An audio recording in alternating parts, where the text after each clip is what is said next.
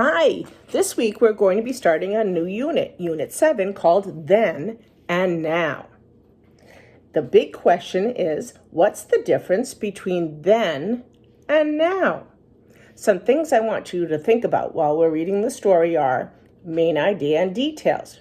Remember, the main idea is the big idea of the whole story, what the whole story is about. And then the little parts of the story are the details, the things that happen throughout the story. So keep that in mind as I'm reading. Some other things to remember are some key words. Then means a long time ago, in the past.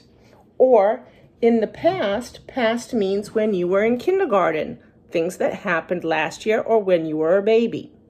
Now is called the present. The present means things that are happening today, like the fact that you are in first grade. And future means things that haven't happened yet, like next week, next year, or in 10 years. That is known as the future. The genre of this story is a history article. A history article is nonfiction. It describes what life was like in the past. So nonfiction means it is true, real-life information. This story is called Communication, Then and Now by Robin Nelson. Communication is sharing ideas and news. Most people communicate by talking and writing. People can use their bodies to communicate too. Communication has changed. People now communicate better and faster. Long ago, people made pictures to tell stories. The pictures could be drawings or symbols. Those are called hieroglyphics. These paintings were discovered in a cave in France. Now people use words more to tell stories. There are over 170,000 words in the English language. Long ago, people copied each book. If they wanted 10 copies of a book, they had to write out each copy one at a time. This is a book that is written with a feather pen and bottles of ink back in 1453. Look at that right there. The ink is in the bottle and the ink went up into the feather and the feather was the pen. Now machines make printed books or e-books. Printed books are made with printing presses. People read e-books on computers. This is a printing press copying millions of pages each day.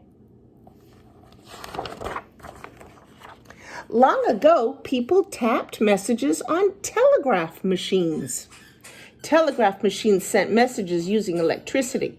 It took about a minute to send each word. Whew, that's a long time. The electronic telegraph was invented in 1837.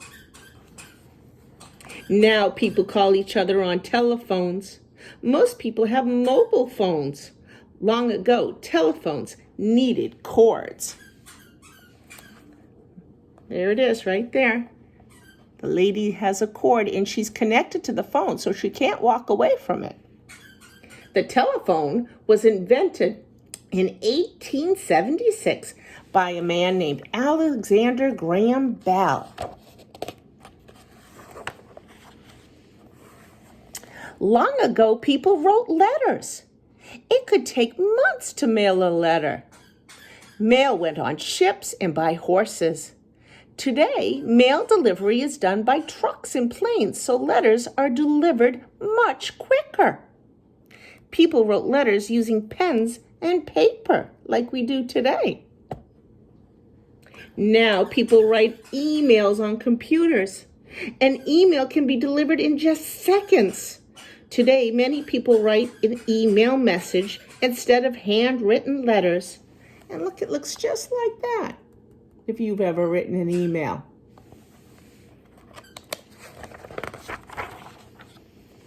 Long ago, hundreds of people read newspapers.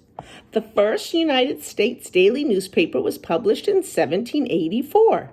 People had to buy a newspaper to read it. There's newspapers were sold on street corners. This newspaper was sold in New York in 1896. And there's a boy standing on the corner selling newspapers. Now, millions of people read newspapers. People can buy printed newspapers. People can also read newspapers on the internet. People all over the world can read news on the internet. And look at, there they are, reading right there. Internet news on a laptop computer. Many people get newspapers delivered to them at home, right on their doorstep.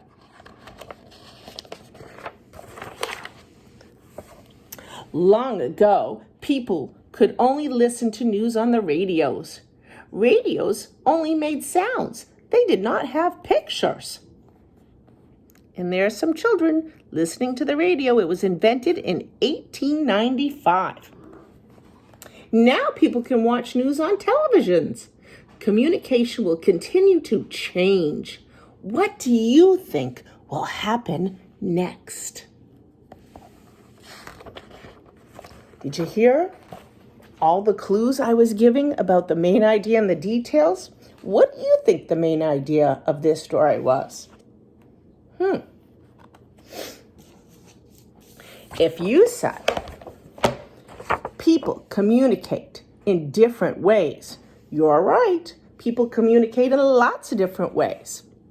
Let's stop and think for a minute. What was one way you remembered people communicating? If you said people communicate on a telephone, you were right. They communicate by calling people on the phone. Can you think of another way people communicate? Yes, if you said writing emails on the computer, you were right. What's another way people communicate?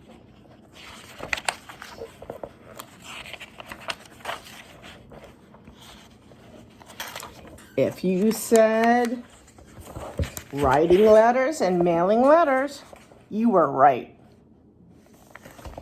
People communicate in many different ways. They use the phone, they use computers, and they use letters to get information back and forth. Good job, everybody.